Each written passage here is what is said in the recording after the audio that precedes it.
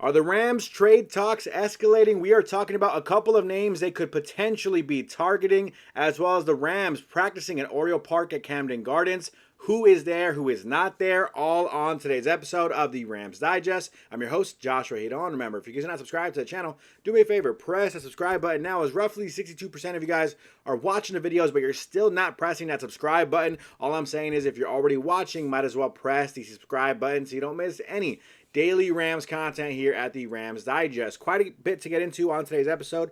And first off, I do want to start us off by talking about the Rams versus the Jaguars injury report. 4 did not practices for LA. 2 others that were limited. This comes to us from Mike Masala of the Rams Wire. And ultimately, it's going to be an interesting thing to keep an eye on this entire week, right? Are the Rams injured? Are they going to be going into London a little bit healthier than we kind of anticipate? Is Puka Nacua going to play, especially one of the ones we're going to focus on? Rob Havenstein, guys like that, or maybe Kobe Parkinson. All these names that we kind of need to keep an eye on and see whether or not they're going to play this Sunday in London. And ultimately, it does affect a lot of different things, right? Devontae Adams, what is his target share going to look like? Are we going to have a chance to see him being that true number one receiver for the Rams? Or is it going to be one of those situations where a guy like Jordan Whittington needs to step up, for example, or maybe the tight ends get involved, your rookie tight end, Terrence Ferguson? I mean, so many things that can kind of go for this offense that, could change if Puka Nacua, for example, isn't out there on the field. So definitely a lot of things to look into and kind of bank on whether or not Puka plays. And here are some updates so far of who practiced today, who did not practice today on Wednesday at Camden Gardens. So in between the 2 games of the Rams just beating the Ravens and then now flying to London to face off against the Jaguars, the Rams are staying on the East Coast and practicing at Camden Gardens, home of the MLB's Baltimore Orioles, instead of traveling back to Inglewood, California. On Wednesday, the Rams held their first practice of the week and listed 4 players as non-participants, including wide receiver Puka Nacua due to his ankle injury, running back Blake Corum also due to his ankle injury, offensive lineman Rob Havenstein still dealing with his ankle injury for a couple weeks now, and then linebacker Josiah Stewart, who actually is only dealing with an illness, not an actual injury. I do believe they also updated us and said that Kobe Parkinson is kind of getting ready to get back, maybe a little bit limited today, but ultimately ready to play. He probably could have played last week versus Baltimore, but they decided to let him rest one more week, so he should be ready to go versus the Jaguars in London. So far, nothing really surprising, right? Blake Corum is dealing with his ankle. Puka Nacua is dealing with his ankle.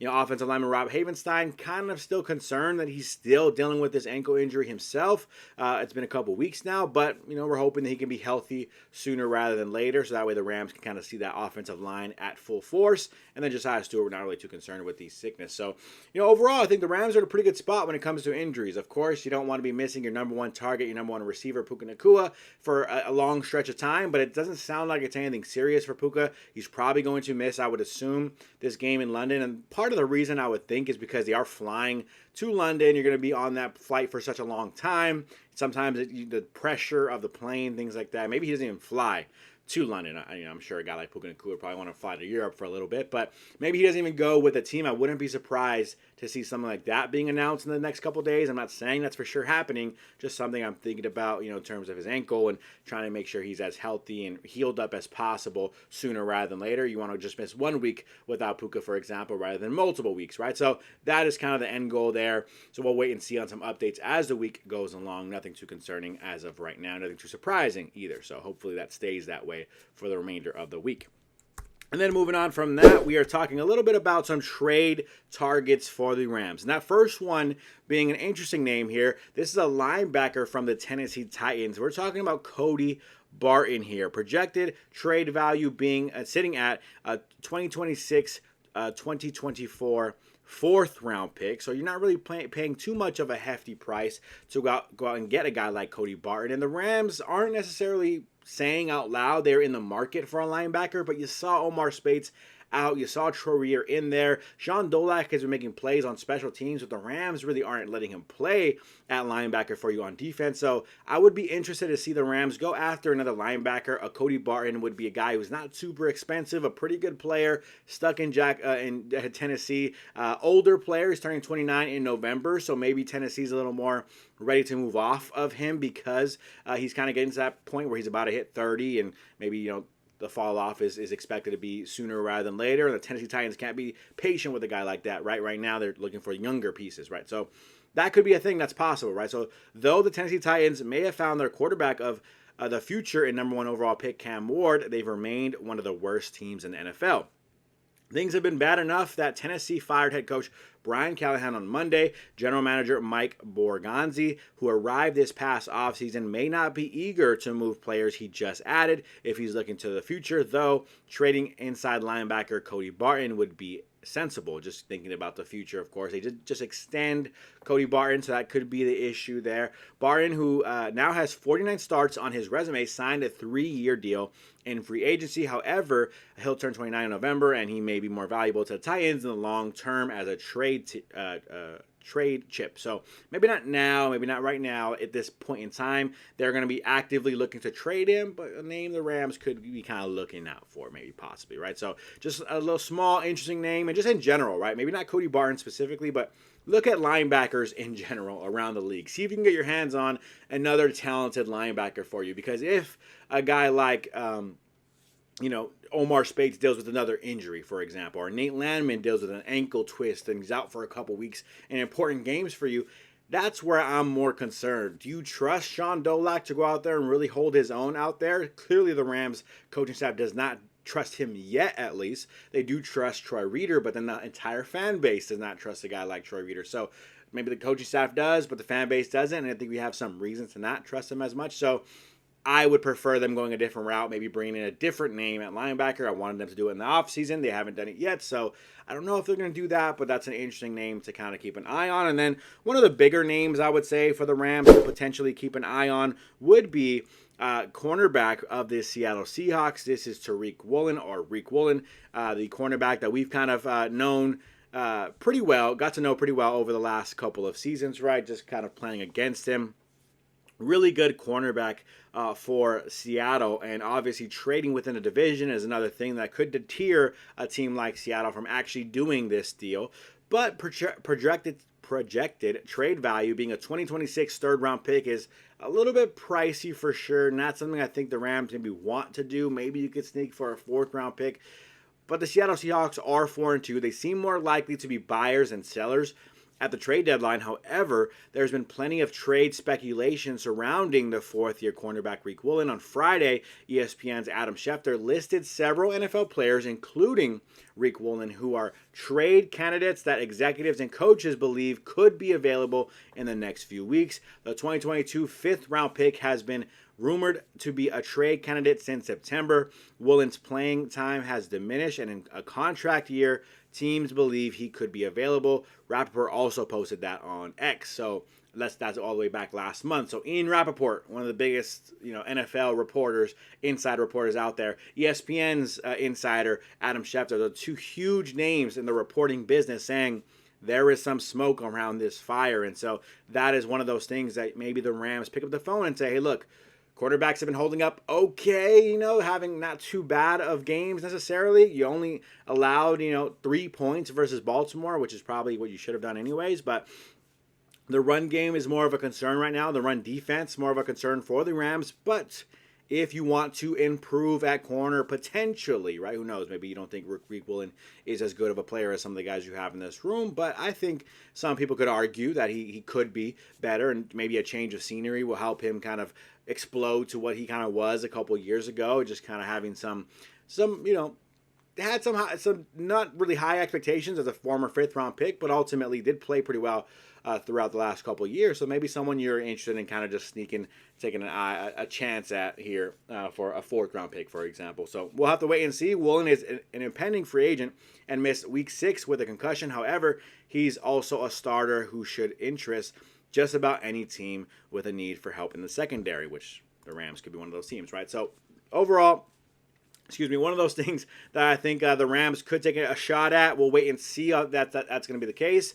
Not really too crazy on the trade rumors right now for the Rams. They are not necessarily out there saying they're buyers right now of the trade market, but we're at that time of year where that's going to happen, and the trade rumors are going to be kind of spreading around. So the Rams should kind of start picking up the phone, calling some teams if they are interested at all in any improvements at any position on their roster right now currently. So wait and see. Let me know some names you guys are interested in the Rams potentially trading for. We could do some research, see if it's possible for the Rams to go ahead and reach out to some of those teams. We'll wait and see on that. So moving on from that, last but not least, my favorite part of the episode, trivia of the day, where I ask a trivia question. You give your trivia guesses down below in the comment section. Whether you're right or whether you're wrong, we'll give you a shout out on the next episode that I'm on here at the Rams Digest. Last episode's trivia of the day, we asked this question here. We said, who holds the record for the most total yards, passing plus rushing, in a single season? This is trivia of the day number 134. And the multiple choice options for this question that we asked everyone last episode were, was it A, Peyton Manning? Was it B, Tom Brady? Was it C, Drew Brees? Or was it D, Patrick Mahomes? Again, A, Peyton Manning, B, Tom Brady, C, Drew Brees, or D, Patrick Mahomes. Multiple choice options for you all last episode. The people who did go ahead and play along with last episode's trivia of the day are here. We had Manuel saying, what up, Josh? Out of all of those quarterbacks, the only one that I know is kind of known for running with the ball, or I should say scrambling, is Patrick Mahomes. And then he also said, how about the Dodgers in that crazy game 1 in the NLCS? Yeah, how about the Dodgers in the game 2 as well? Not as crazy, but definitely a good game for the Dodgers to go up 2-0. Sorry, all you non-Dodger fans out there. Floyd says, both Drew Brees and Patrick Mahomes are mobile. First two choices, not so much. I'll go with Mahomes. Thomas says Patrick Mahomes. And then Alex says Mahomes, I guess, with a thinking emoji. So, few people did play along with the trivia of the day. Appreciate all of you guys for playing along, each and every single one of you guys, because I really take time to make a trivia of the day question every single episode. So the fact that you guys answer always makes my heart feel a little bit warm. The correct answer for the trivia of the day of which player holds the record, right? Something around that line for most passing plus rushing yards in a single season. The correct answer is D, Patrick Mahomes. 5,608 was the total yardage. 5,250 passing yards, 358 rushing yards. And yes, you guys were correct, right? Out of all the guys, he's probably the most mobile. That would add the rushing yards to make him kind of over the hump for these other guys. Like, for example, Tom Brady, 81 rushing yards for his most passing yard season, which was 5,397. So really good in that passing aspect, but not as good in the running aspect. Peyton Manning, negative 31 rushing yards a year that he had his best passing season. And then Drew Brees, his best passing season, he only had 86 rushing yards. So yeah, the mobility definitely key there. So everybody gets a special shout out on this episode. Shout out to Manuel, Floyd, Thomas, and Alex. All of you guys got it correct. So appreciate all of you guys for playing along. If you guys saw this trivia of the day and you're like, that was easy, of course it was Mahomes, I want to shout out just like those folks just got. Play along with today's trivia of the day, which is this question here. Trivia of the day for today, it's 135, by the way, not 134. The last one was 134. Sorry for the typo. Who was the last defensive player to win Super Bowl MVP? Trivia of the day, number 135. Who was the last defensive player to win the Super Bowl MVP award? Was it A, Aaron Donald? Was it B, Dexter Jackson? Was it C, Malcolm Smith? Or was it D, Von Miller? Who was the last defensive player to win Super Bowl MVP? Again, A, Aaron Donald, B, Dexter Jackson, C, Malcolm Smith, or D, Von Miller. Give your guesses down below in the comment section. Whether right or whether wrong, we give you a shout out on the next episode that I'm on here at the Rams Digest. Other than that, that's going to do it for me on today's episode of the Rams Digest. Hope you all enjoyed the video. Make sure you guys are subscribed to the channel if you're not subscribed already. That's going to do it for me. I'm your host, Joshua Giron, and I'm out.